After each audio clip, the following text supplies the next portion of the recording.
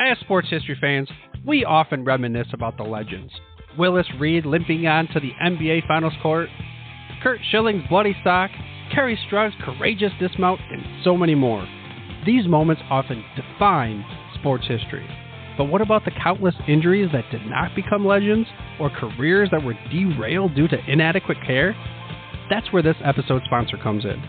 Introducing to you, ILP Sports Consultants, your trusted sports injury partner, available 24/7. Brian Maelli at ILP Sports Consultants has over 20 years of experience in the orthopedic and sports medicine industry, and he has worked with athletes across the gamut, from youth to amateurs, professionals, in almost every sport played in the United States of America, accommodating athletes at every stage of their career. This adaptability ensures that ILP services are perfectly tailored to your skill level, no matter where you are in your athletic journey. With ILP, you are in control. Choose the steps that matter most to you. Diagnosis, treatment plan, recovery, or the whole journey. ILP services are tailored to your unique needs. Rushing for care is a common pitfall, leading to future problems. ILP Sports Consultants helps you make the right decisions, ensuring that you receive timely and safe care. And here's the bonus. Brian hosts the Injured List podcast, sharing insights and athlete stories you won't want to miss. Whether you're a concerned parent or grandparent, or an athlete yourself seeking guidance, ILP Sports Consultants is your beacon of hope in sports injury management. Visit ilpsports.com today. That's the letters ilpsports.com. ILP Sports Consultants, where your well-being is the priority and your recovery is the mission. Choose ILP Sports Consultants for a healthier sports journey, helping you get back in the game the smart way.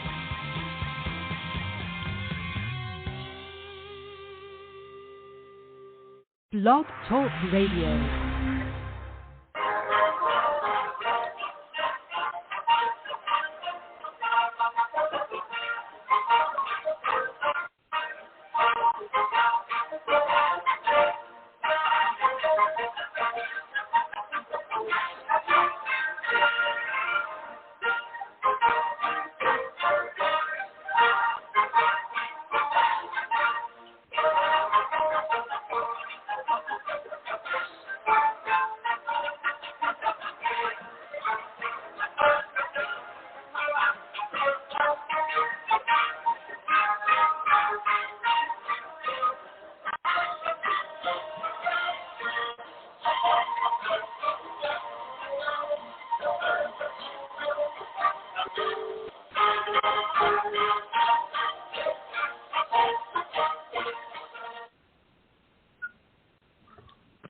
Tonight we'll go back in time. The season's past, when 22 men graced the rugged fields of yesterday, fighting for one more first down, one more yard gain, one final score that would bring victory. Battle on the gridiron. Tonight we'll explore the world of Gridiron Greats. Welcome to Gridiron Greats Football and its memorabilia on the Gridiron Greats Publisher and Broadcasting Network. We're live from the Southport, North Carolina home of Gridiron Greats Magazine. I'm Bob Swick, publisher and editor of Gridiron Greats Magazine, and I'll be your host for the show. Gridiron Greats is the only publication in America that focuses upon the history and memorabilia of the North American football game since its inception in 1869. We cover 150-plus years of football history and memorabilia, and you'll find us on the web at GridironGreatsMagazine.com. As at this time, I'd like to introduce my co-host, the senior contributing writer to Gridiron Greats Magazine, a football memorabilia historian specializing in pre-World War II items, in particular Red Grange, and also Seattle Seahawk items, in particular Steve Largent. Who hails from Portland, Oregon, Mr. Joe Squires. Joe, welcome to the show this evening. Captain, so good to be back. Seems like, just a couple days ago we were speaking. We're in one of the most rapid Gridiron Greats podcast schedules ever, as the year will be over in scant days, and we are finishing up our shows for 2021. And I'd like to announce to our audience this evening, for those people that are going to be listening, we are going to do a early year-end wrap-up for Gridiron Greats on the podcast and the football card and memorabilia collecting worlds. We're going to have one and possibly two shows after this show. But while we have our schedule availability right now, Joe and I are going to be talking about the year in review, 2021. And a lot happened this year in the hobby. A lot happened, especially to me personally, in the hobby, since I made a move from the illustrious compound in Wallingford, Connecticut, to a someday finish down here in Southport, North Carolina. So I moved. I have not seen literally anything in my collection since August of this year because everything is still in storage. I got a handful of my really personal items here with me, and I can't wait to see my collection again. I'm getting antsy, and hopefully everything looks like we're going to be in January, so things will be better and more back to normal at that time. But in any event, a lot happened in 2021. And I think the first part of our show tonight, we'll go over some of the guests we had on the show in 2021, and then we'll talk about a bunch of auction items and we'll also talk about a bunch of other items that happened and occurred during the hobby during our past year. So I'm going to lead off talking about a few guests. One guest we had on twice this past year for a very, very important reason, because he was going to be, he was in a contest to get elected to be a finalist as a fan in the Pro Football Hall of Fame, and that is our good friend of the show, Cleveland Browns super collector, the show dog, Ray Prisby. And I'm very happy Ray won. We got to see a lot of inside stuff that he went through during the whole process. And he has been on the show numerous times. As far as I'm concerned, any man with that kind of collection of the Cleveland Browns is more than welcome on our show any day. Ray just Show incredible.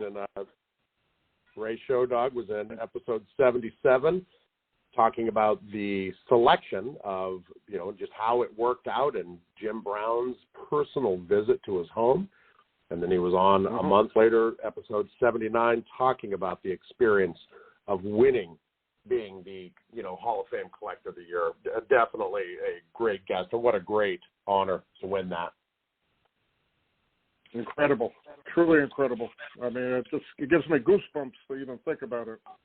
And my bucket list, there's a few collections I still need to see, and Ray's going to be one. I'm going to try to get over there to Ohio and stop over his house and just take it in, because it's an incredible collection, to say the least. We also had on our show this past year John Sanchez and his McFarlane Super Collector collection. His stuff was just totally unbelievable, and it's completely different than the norm that we look at as what people collect, to say the least. And John gave us some inside the inside view of his collection in a I don't know what the word is, like a catalog he sent to you and I with regards to it. It's truly amazing. Truly amazing. This is Mike Johnson, correct? The custom McFarlane maker? No. Did I grab that out of one? No. Mike Johnson was the one who actually created a bunch of those for John. John was the actual collector. So we had John on. John was on January 20. Yeah, John was on January 26th, and then Mike was on in June 7th. And he discussed how he made them, so on and so forth. So, but John's collection is just truly incredible to look at and to view. Amazing, truly amazing. And we had good friends, Martin Jacobs, on in April. Yeah, John. April 28th. John's catalog that he sent us for review was incredible. The Chuck Bednarik hit, the Four Horsemen. There were just some really, really good McFarlanes that he had made in there. That was impressive. And again, just a different, as we were talking with Judy earlier, a subset of the collection, of collecting. Just, we collect football cards and sheets and tickets, etc. I mean, and you might even just say, sheets, tickets, stubs, and programs are a subset of collecting. And, collecting McFarlane's is too. And it's fascinating to see what other people collect. It's kind of cool. It's definitely cool, and it definitely gives you a better perspective on the hobby, especially when you're looking at somebody like his collection, which is incredible. And again, that's what he focused on. So that's his collection, and it's just amazing to me. Beautiful collection of stuff that he has. And again, you brought up a good point. Judy was just our most recent guest that we had this past weekend, and I had a couple of people comment to me about her and her collection, and they brought up about the paper, paper collectibles, and they're becoming scarcer and scarcer. Is that good? Is that bad for the hobby? Debatable, to say the least. But again, I always enjoyed any game I went to. I would try to pick up a program and keep my ticket stub from the game. Obviously, some games that I went to over the years, we didn't have, in high school, we didn't have programs, we didn't have tickets, so on and so forth. Few college games I went to over the years, not just for football, but for other games I saw, we didn't have tickets, we didn't have programs or anything like that. But today, because everything is so electronic, yada, yada, yada, all that area is rapidly losing steam, and I don't think that's necessarily good for the hobby for the long run, to say the least.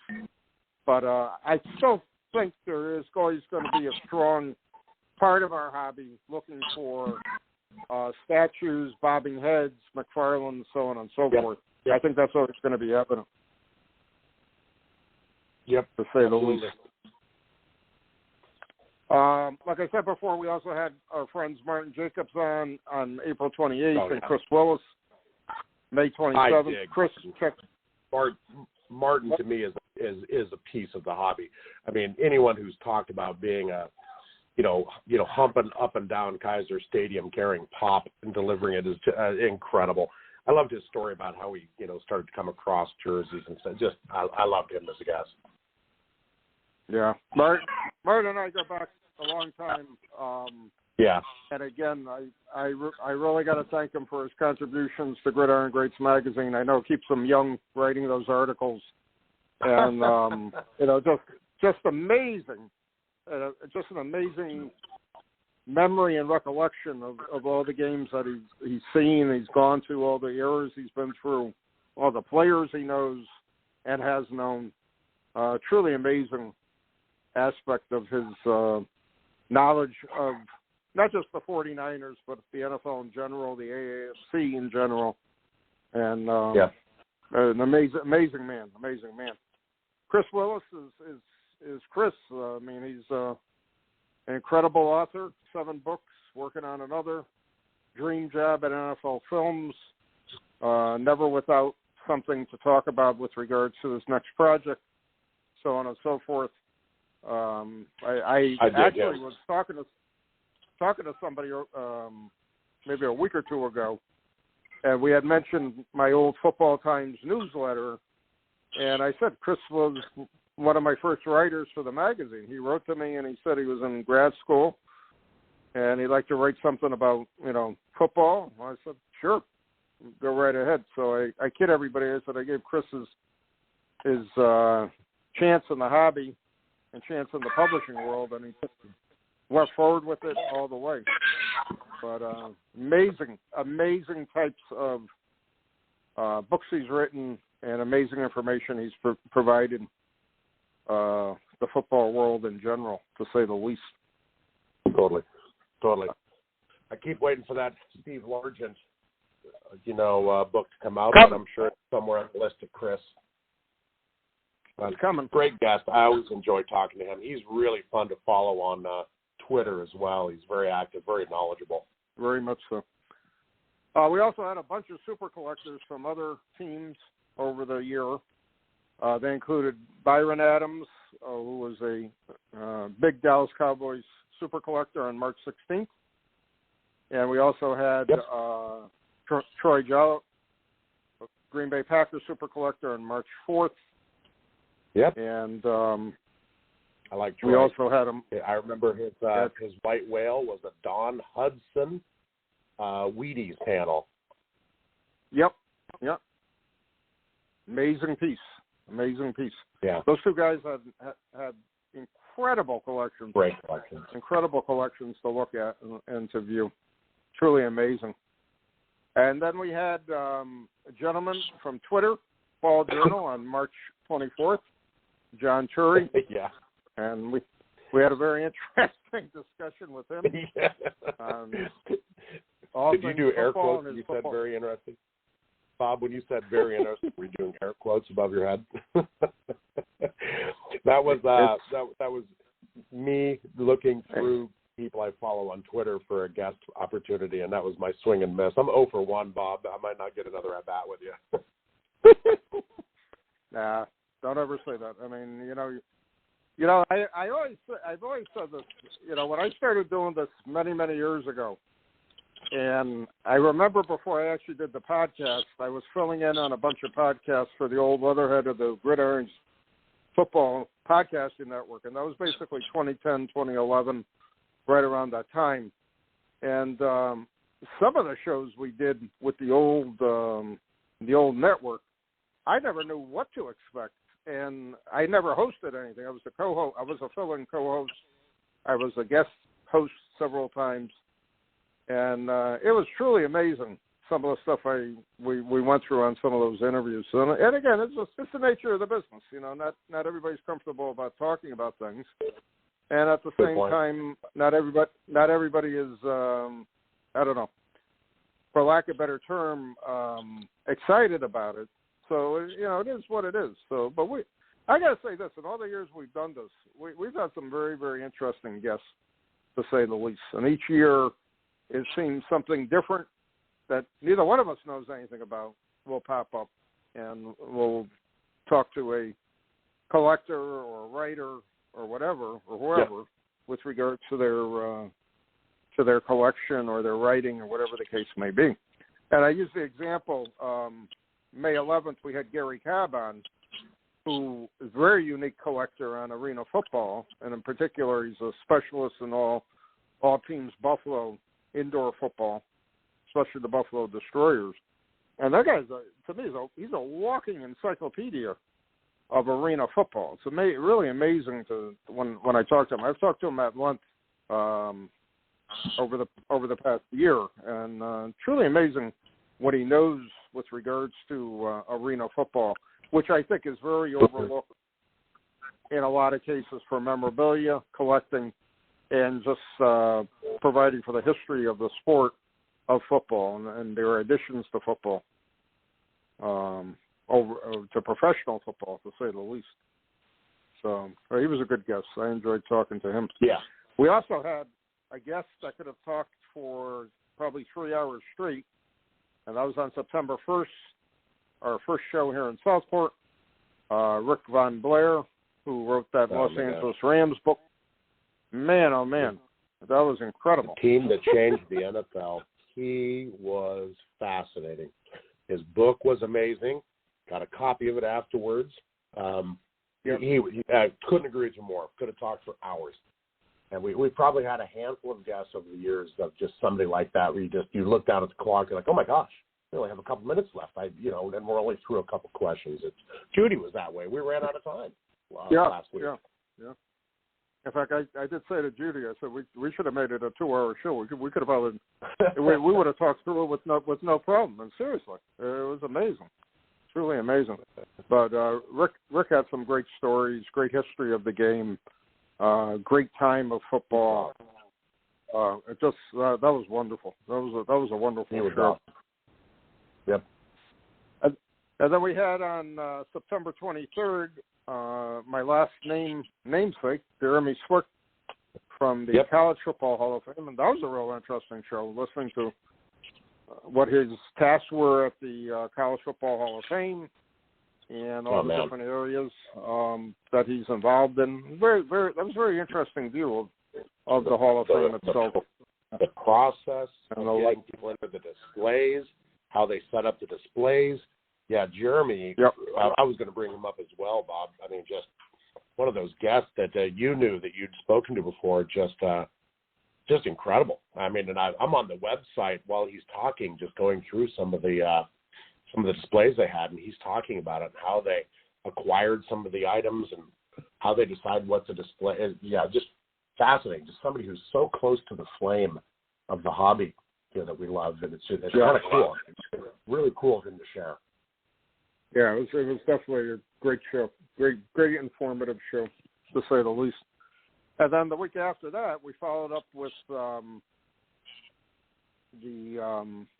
you weren't on that week. Jeff Payne was our guest co-host with Joe Guerin and his Patriots autograph collection. That was a great show to hear about all the different autographs. Joe had his passion for autograph collecting and the like, of the stories he had were very, very interesting, to say the least. That led us into... Obviously, I'm the Ed McMahon to your, here's Johnny. But, I mean, every once in a while, even Ed McMahon needed a vacation, and somebody stood in. Who that person is, nobody remembers. So, hey, Jeff, thanks for stepping in for Ed. Exactly. Yeah, that is true. I mean, you really don't know guest host or guest co-host for somebody if somebody's out sick or if they're on vacation or whatever happens.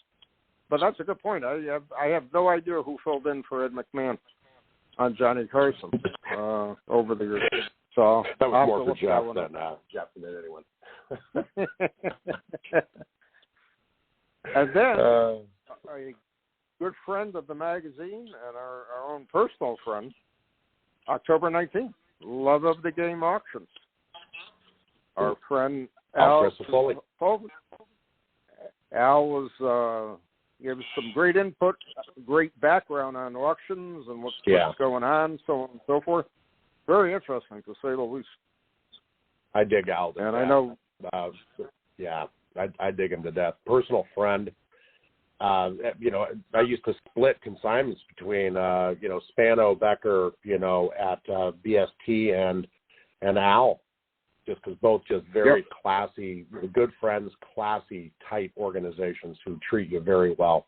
And I enjoy Al a lot. He's been to my house. He does the consignment runs, and he's been to my house to pick up consignments. It's he's a wonderful person. He runs a wonderful auction house.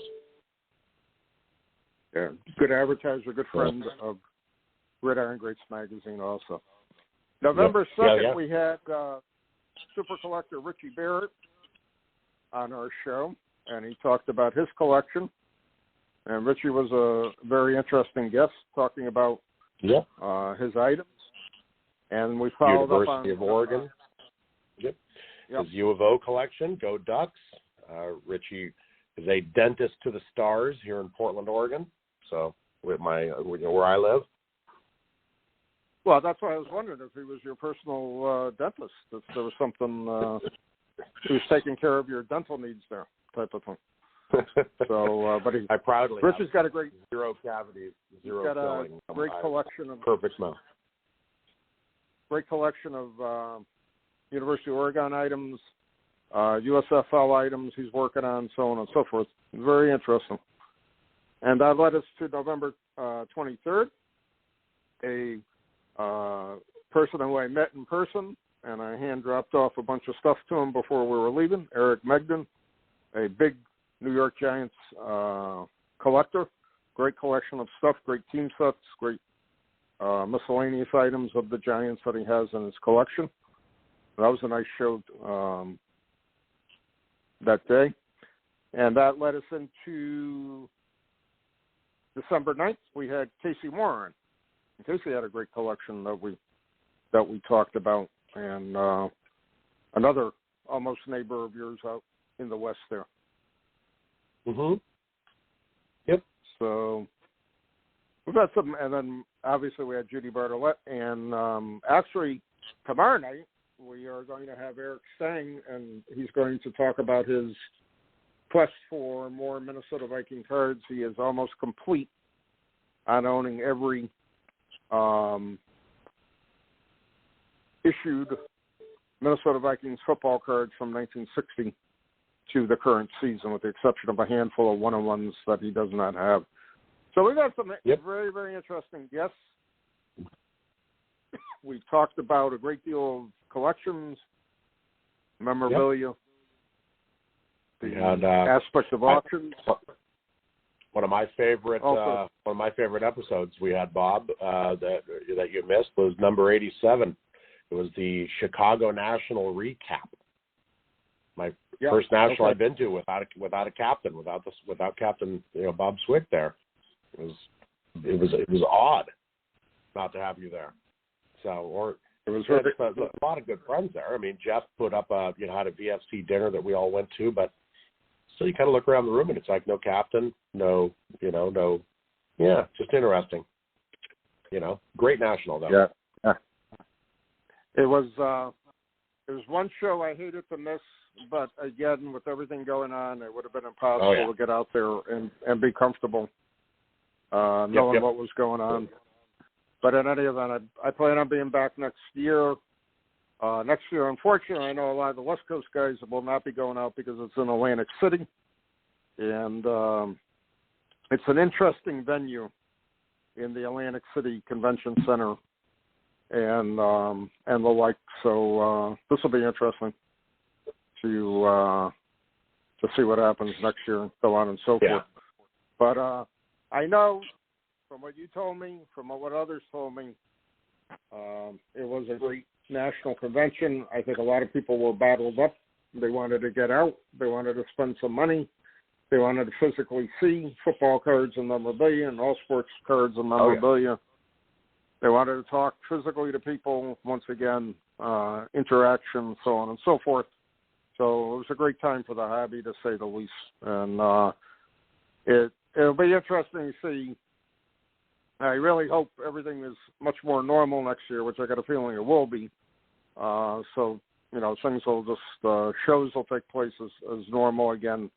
The National will be in good shape, and things will be back to normal. Now, over 2021, because there weren't that many shows at the beginning of the year, as things were reopening, so on and so forth, auctions were happening every which way. And this part I'm going to hand off to you, Joe, and talk about some of the major auction items that you saw. I know you picked up a few things. What really happened this past year in auction? Well, just right, and it's a tough topic to talk about right now, just because we're right in the middle of the Sahara Desert of auctions. And just towards the holidays, right after Thanksgiving, right before Christmas and New Year's, no auction houses run auctions. They just figure everybody's distracted, and probably rightfully so. But I'm looking at auctionreport.com right now. They don't advertise with us. It's just I bring it up. It's a site that I watch most auction houses advertise there, so that you can, in one nice spot, know when auctions are starting and going. I'm looking at it. There's a couple of auctions running right now, but they're nothing auctions like JG Autograph, just people you don't hear of, people that have eBay-esque things. Heritage ended about 2 days ago with a nice auction that had some stuff in it, but there's nothing. There are no auctions coming up in the next 3 weeks of any consequence, and it's depressing because you know me, Bob. I love a good auction. I love looking at stuff. I know you do. Yeah. So a little depressing right now. Coming up, no auctions. I'll survive, obviously. Yep. But some pretty amazing. This is the time frame I've always said that, people normally shut down for 14 days, the 2 full weeks, Christmas, New Year's week, New Year's Day week, and then figure what's the date going to be? January 3rd, that Monday, things are going to go back. Things will start picking up ever so slowly, so on and so forth. So it's a time for rest. It's a time for reflection. It's a time to step back from auctions, so on and so forth. But again, we saw a lot happening this past year. Yep. REA had an amazing auction that ended about 2-3 weeks ago that had just a swath of unopened items, as did Mile High. I managed to, I think I've mentioned this, Bob, but I got back on the unopened bandwagon. And I have an idea, where I'm going to put a display up in my office. And I got some recommendations for some glass displays that hold graded wax pads. Pick one up that holds about 20. And, it's got a glass, cover that's UV. And so I started collecting more graded wax packs. I dipped my toe in and then I jumped in. I cannonballed, Captain. So I'm officially back in the unopened market, and I'm looking forward to putting a display in my office that just has, 20 or so, unopened wax packs.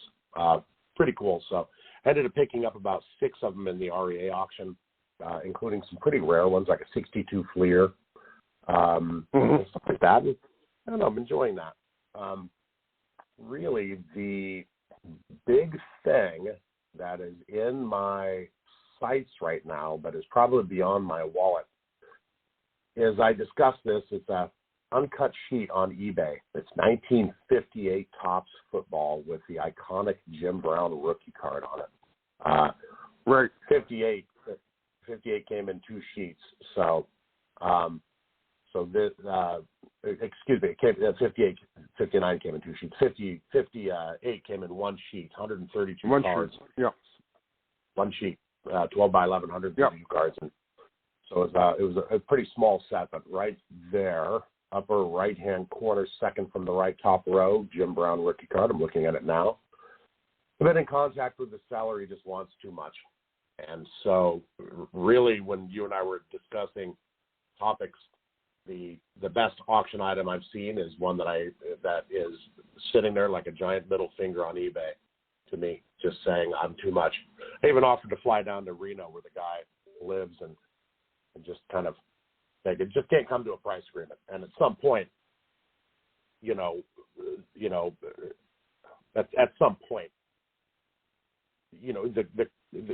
there are no historical 58 Topps uncut sheet sales in history. There's no comps for this. This is the only one I've seen.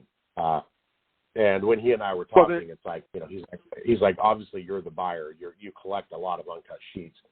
Let's just discuss the price.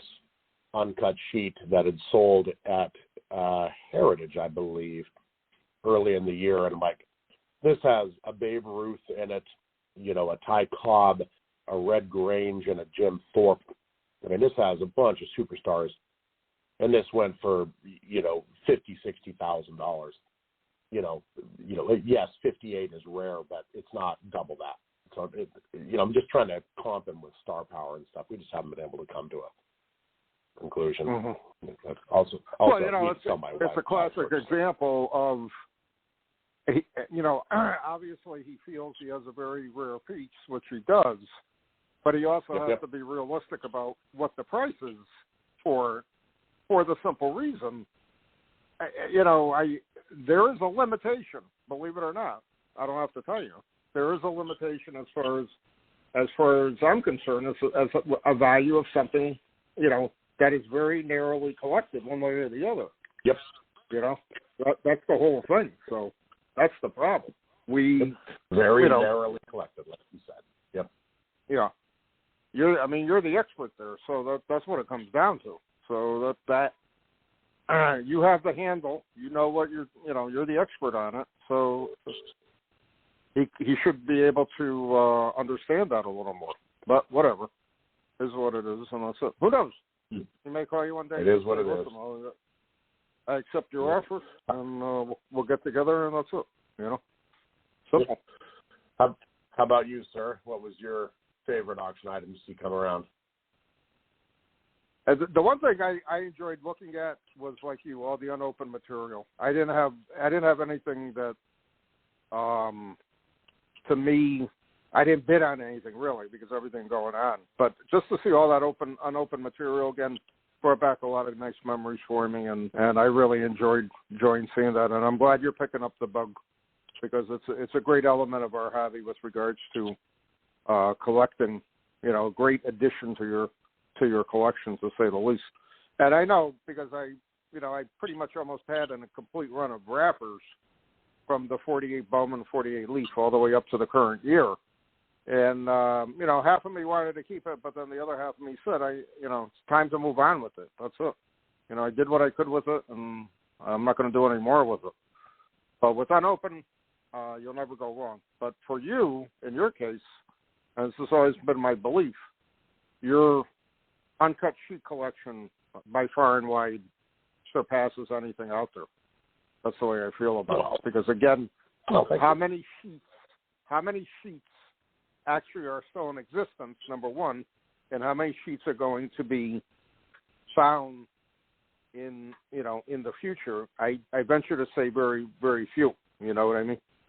So I think it's just incredible to see those uncut sheets, so on and so forth. So it's very, very, very interesting, to say the least.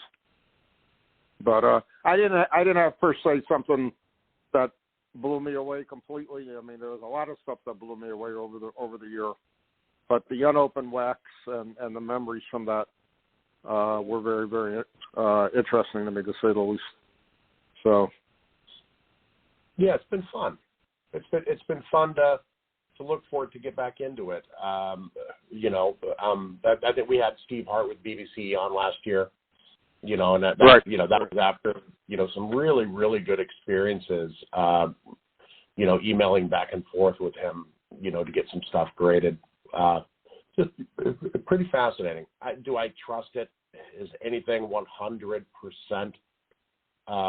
No, it's not. So, I mean, I definitely know there's a risk, when you're buying stuff, even when it's BBC, sealed, et cetera. So I don't know.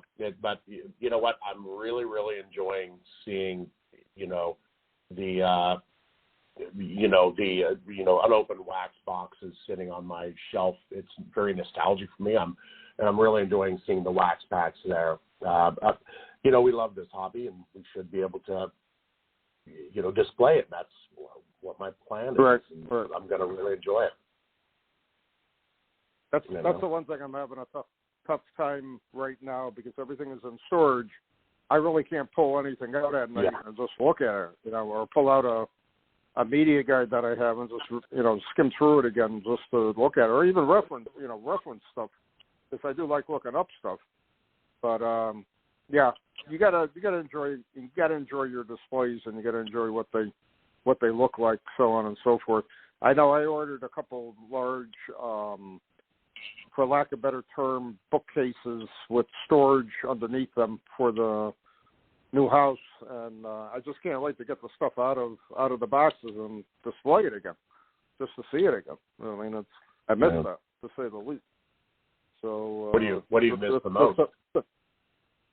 What do you want to thumb through? I miss my run of football cards, because inevitably I would pull a binder out at least every 3-4 days and go through it and just look at the cards again. I mean, I have all my cards in 8 or 9 pocket sheets in binders, and obviously I have nothing graded, so I have everything in the 9 pocket or 8 pocket sheets, and it's fun to look at.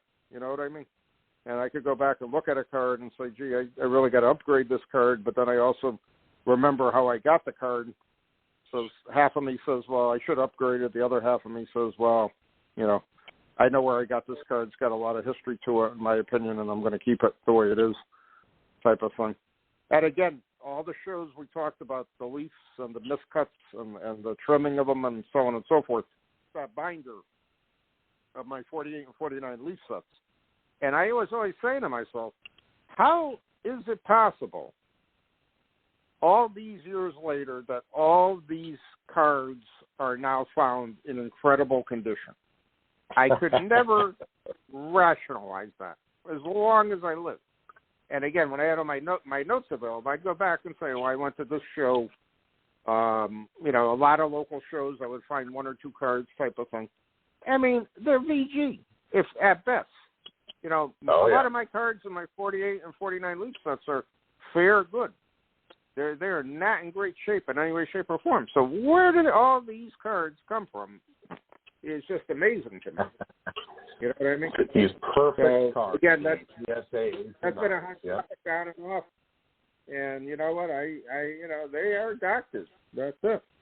If you want a real 48 leaf set, I can show it to you. This is the collecting condition that I collected the 48 and 49 leaf sets over roughly a 30-year period or so. That was what's available in the market. That's it. That's what it comes down to. But is what it is, and that's it. We don't have control over it other than to educate people about it, and that's it. But I got to say this, my run and my binders, I do miss at this time. And I'm praying everything is in the way I packed them in buckets. And once I open them up again, everything will be in good shape. So we'll see what happens. It won't be long. Hopefully you'll be out of the condo and into the house. I mean, I think you told me it was like 2 or 3 months to go. Yep, we've been down here. Today's day 124. So we've been in Southport. We moved August 18th into this condo. We're still waiting. So we've had 3 change dates, and I won't tell anybody that the new change date is this Friday, Christmas Eve. And I know it's not going to be bet, but like Brenda said, it's too bad they just can't get a huge group of people that are doing what they need to do, and they get in there and just finish it, and we can get in. So 75% completed. So we're down to the last 25%. Good. Couple other. I'm sorry. Go ahead. Oh no, I was just gonna. As I was thumbing through my notes from previous shows as well, there was a show we did at the end of 2020. I beg your pardon. And it was just kind of a tribute to, Josh Leland, who had been on the show once. And you and I were talking earlier about that you felt you could have talked to for hours. And Josh was definitely one of those. And we had him on the show in 2019, early 2019, I believe. I remember where I was when we were talking to him. And I was just laughing, and we were all just, discussing the hobby. And he's been in the hobby a lot longer than me, which often most of our guests have. And then at the end of the year, when he passed away last year, we did a tribute show to him and talked about him briefly. And I just that one kind of resonated with me because we don't lose that many friends of our hobby, especially ex-guests. So. Yep. And it's a big loss to the hobby when he passed, and I know Leland's continues to this day, being a very, very strong auction house, one of the most honest auction houses out there. Yeah. Big supporter of Gridiron Greats magazine also, and he set up his auction house so it will survive after him, but he's sorely missed in the hobby.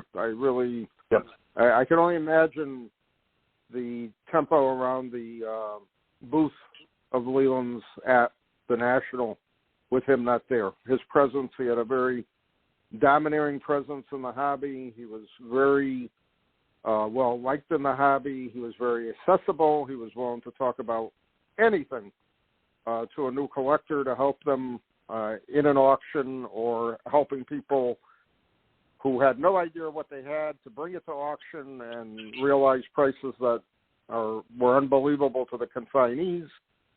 It's, to me, we need more people like that in the hobby. That's all I can say. There are many good auction houses, many honest people, but he was definitely a commanding figure, domineering figure in our hobby, and definitely missed. And that pops into my mind too.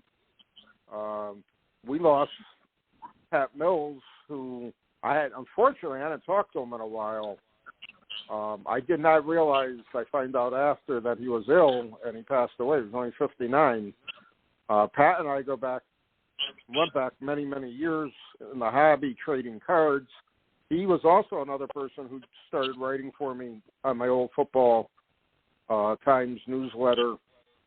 And I was just utterly shocked when I found out that he passed away a few months ago. And such a shame. And he was a big Chicago Bears fan. He had a great collection of Bears items and football cards and the like. And he had a very strong passion. He loved errors and variations on cards. Had a big collection of them. And that was a shame when I heard that. And I feel bad I didn't talk to him for a while either. That's the other thing that bothers me. But I don't know. Life gets in the way of things, and that's it. You know, that's what happens. But again, I don't know too many people have lived forever. So it is what it is. And that's what it comes down to. Great way to put it, yeah.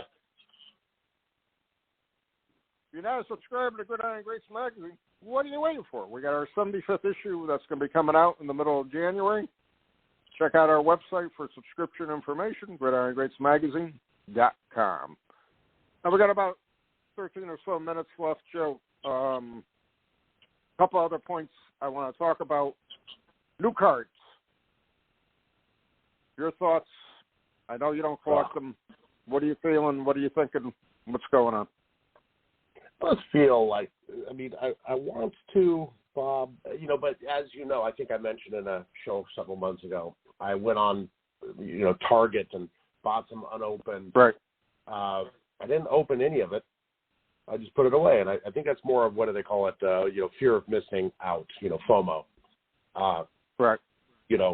I did it more of a, well, what if there's a star in here? But I also know my, place in the food chain of, the hobby. I'm not the guy who's buying, hundreds of boxes of wax pack and putting them in a warehouse and hoping in, 8-9 years they're worth something. I'm the guy who 8-9 years from now buys it, from the person. The only modern wax I have is 2000 SP, and that's Tom Brady's, rookie card. Right.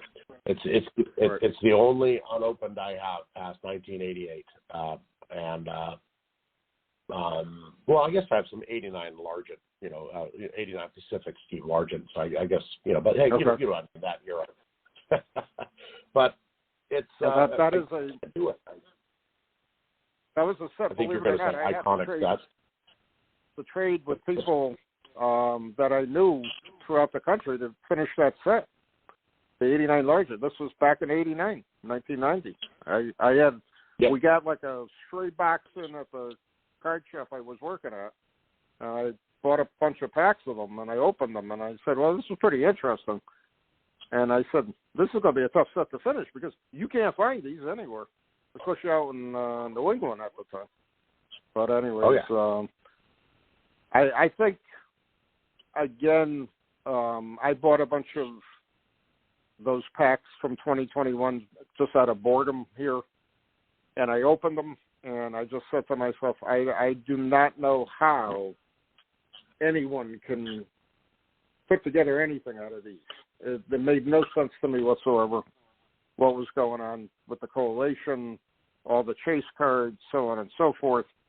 And again, with Panini not getting the contract and it going to Fanatics, are we going to have cards? I really don't know. I have no clue. And that's kind of unsettling, in my opinion. But it is what it is, and that's it, Not much we can do about it. I know you mentioned you bought a few things this year. Yeah, I bought some unopened wax. 2021 Score playoff and one pack of 2021 Donruss, and which are obviously all by Panini, anyways. But not overly impressed with it at all. I was disappointed more than anything else. And what was interesting, I figure at least I pull a lot of Packers out of it. I think I got like four Packer cards out of all the packs I opened, which I thought was pretty funny. So whatever, that's just the way they are, and that's it. That's how they're collated, and that's how they're selling them, and they are what they are, and that's it. Simple. But yep. I would not recommend anybody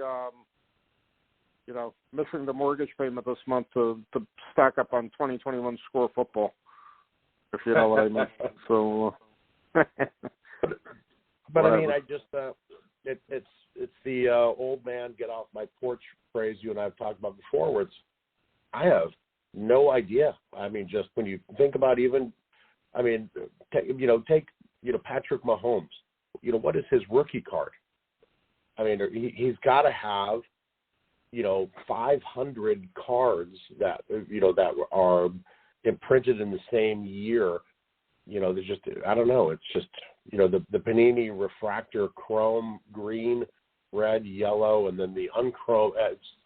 It's confusing to me, and I struggle to chase it.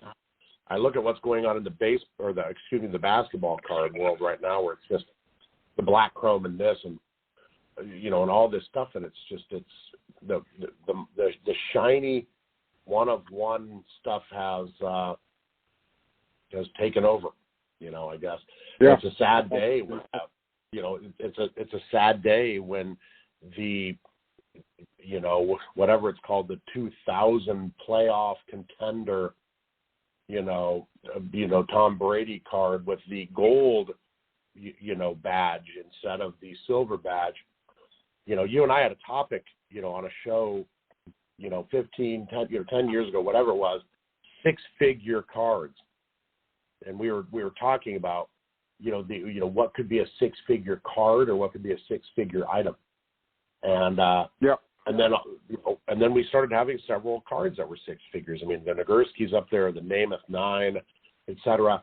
And now all of a sudden it's like, there is $1 million card, and it's owned by a Tom Brady. Everything else is a close second. I mean, what do you think? At a 65 tops Namath PSA 9 would probably go for $250,000 now. I mean, I don't know, but whatever it is, the most expensive football card shouldn't belong to a card that's 20 years old. Call me old, right. And I'm not that old, but it should be a Nagurski. It should be something. I don't know. It's fascinating. And especially if you look at the game last night that he played in, he became a very real football player last night. The man, he is not perfect. That's the way I look at it. So okay, you're right. I don't think either a card that's 20 years old should end up being a $1 million plus card. It is what it is, and that's it. In a way, it's very good for the hobby, and in a way, it's very bad for the hobby. So you could equate it to say you collect. At one time, stamp collecting was very popular. A lot of people collecting stamps knew there were certain stamps they would never collect because of the cost of them. So it's the same thing with football cards now. There's certain sets. Somebody's a Tom Brady collector. They know darn well that's not one card they're going to be ending up having in their collection unless they have unlimited income. And that's, like I said, it's good and bad for the hobby. And I'll just leave it like that. There's not much else I can say one way or the other with it. But it is what it is, and we got to deal with it, and that's it. That just stuns me. Someone will pay $1 million for a, for a 20-year-old card, and that's gambling, I guess. I don't know. Yeah. To a very large degree, it is gambling. I mean, that's what it comes down to. So, again, if the hobby hadn't gone to so many different wax pack breaks, if the hobby didn't go to so many one-of-ones of certain cards, of certain star players, I don't think a lot of that would have happened as far as the run-up in price that we're seeing on certain cards. Yeah. So, again, it is what it is. That's it. And we got to deal with it. We got to go with the flow of it. Again, I've said this numerous times. I'm a dinosaur in the hobby.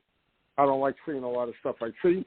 There's nothing I can do about it, and that's it. I just make a comment on it and let it pass and be done with it and move on, and that's what we're going to do. That's it. But again, I really feel if I had that much disposable income, I would put together a 35 National Chickle set. I would pick up some shot wells. I would find obscure items of the history of the game, rather than something that new and that prevalent from a player who, in reality probably only has a few more seasons if he's really going to play. And, yeah, he's a very, very good quarterback. Many people are going to argue he's the best that ever lived. I can see that also. Mm-hmm. But, if you want to own 101 and pay $1 million for it, so be it. That's the way I got to look at it. So that's the hobby today. While on the other hand, we're talking about paper artifacts some years ago, which to me have greater historical value and probably should have more dollar value, or basically being given away. So it's an interesting contrast in the hobby, to say the least. But it is what it is, as I always say. All right, we're down to roughly 4 minutes. We're going to go into our 2-minute warning. And Joe, other thoughts, other areas you want to comment on? It's been a good run of shows. We got a little bit behind. Some of that's on my schedule. I apologize, Captain, but I'm constantly saying it. I have the best seat in the house. I get to talk hobby with the captain, 50 times, or 20, 25 times a year, and it's fun seeing the guests you come up with, just their reverence for you and your station in the hobby, and it's just. It's fun, and there's been several times I've found myself sitting here listening to people talk about the hobby, about a topic I'm very interested in, and then I've lost my cue where I'm like, oh, hang on, I'm up. It's my turn now. And, well, it's interesting. It's interesting to listen, and I always said this a long time ago. Everybody's collection is different. It's unique. There's no such thing as a bad collection, and there's no such thing as, in my opinion, I've always said this, one person's collection is not better than another person's collection. If you like collecting just pocket schedules, cool. If you just like collecting yearbooks or media guides from football teams, that's cool too. And we've had the full gamut of people and what they collect over the years, and it's pretty interesting to see what people really collect. And I've always liked a variety of stuff in my collection.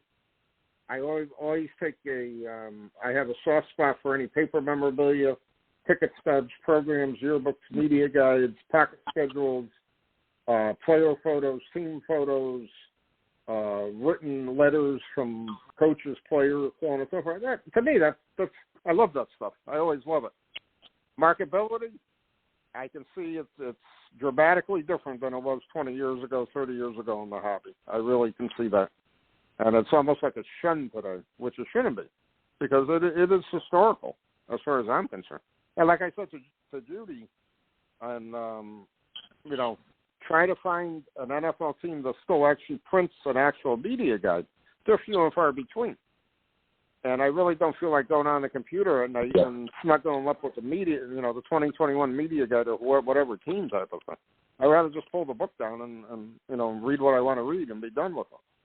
So that's changed dramatically over the years also. I know, we've talked about this before. It's pretty interesting to see how he evolves, so on and so forth. But I guess that's where we can really wrap it up in a few sentences. The hobby continues to be the hobby, and if we treat it as a hobby, we'll enjoy it.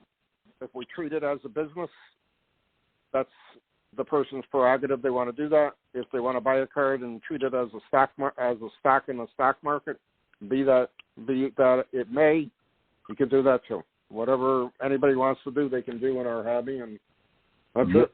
That's all I can say about it. One of my favorite parts of the show is we have I don't know if people notice, if our listeners notice, but we have a standard question that we tend to ask all of our guests. It's most of the time it's the last question that we ask them. Do you have any advice for other collectors listening in? And Bob, the number one answer is always collect what you like. Collect what you like. Collect what you like. Don't chase. Don't get into shiny chrome refractors because there's money to be made there. Collect what you like, and the rest just falls in. And it may seem boring, but I really, really like that answer. And I think the last 6 or 7 guests have said that, and I have a tremendous amount of respect when people say it. It's just collect what you like, because this is a hobby. It's not a business. And, and you should be collecting what you like and having fun. So, I don't know. I really enjoy that question. I really enjoy the answer. And on that note, we're out of time. Thanks for listening. We'll be back actually tomorrow with another show. So we'll be talking then. Take care.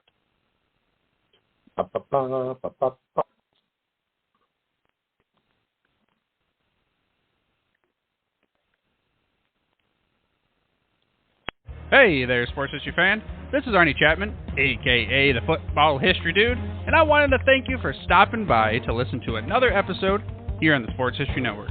Our podcasters are passionate about uncovering and sharing sports stories from yesteryear. And if you didn't know it already, we have over 30 shows across the network covering all sorts of sports history topics. In fact, here's a glimpse into one of our awesome podcasts here on the network. Each week, the official Football Learning Academy podcast will take you deep into the history of pro football through interviews with players, coaches, or administrators in the NFL, as well as interviews with Pro Football Hall of Fame selectors, authors, and historians. You'll learn how the game evolved and important moments that shaped the sport into what it is today. And don't miss the Pro Football History Nugget of the Week. Listen to the official Football Learning Academy podcast on the Sports History Network. How about that? I bet you're super hyped to go listen to that new podcast, right? Well, to learn about this show and all the other podcasts on the network, head over to sportshistorynetwork.com/podcast. Again, that's sportshistorynetwork.com/podcast. Head over there today to find your next favorite sports history podcast.